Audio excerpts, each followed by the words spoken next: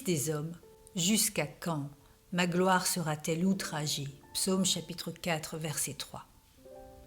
Un écrivain savant a dressé une liste bien triste des honneurs par lesquels le peuple aveugle d'Israël a récompensé son roi depuis longtemps attendu. Ils lui offrirent une procession d'honneur, dans laquelle les légions romaines, les sacrificateurs, les juifs, hommes et femmes prirent part avec lui-même portant sa croix. Ceci est le triomphe réservé par le monde à celui qui vient renverser le plus affreux ennemi de l'homme. Dérisoires les cris de leurs acclamations, cruelles insultes au lieu de louanges. Ils lui présentèrent le vin d'honneur. Au lieu d'une coupe en or d'un vin généreux, ils lui offrirent la stupéfiante potion de mort des criminels, qu'il refusa parce qu'il ne voulait pas souiller son palais par cet affreux goût de mort.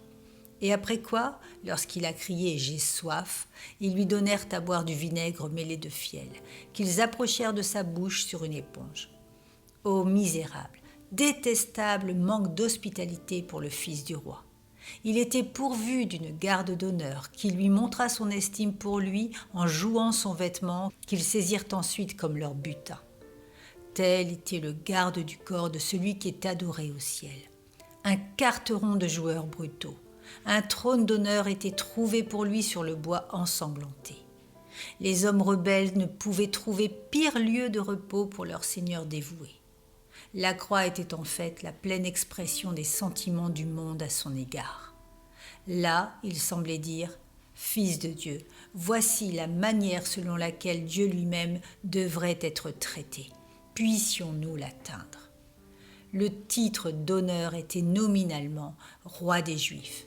Mais cela, la nation aveugle l'a distinctement répudié et l'a bruyamment appelé roi des voleurs, en préférant Barabbas et en plaçant Jésus à la plus honteuse position entre deux voleurs.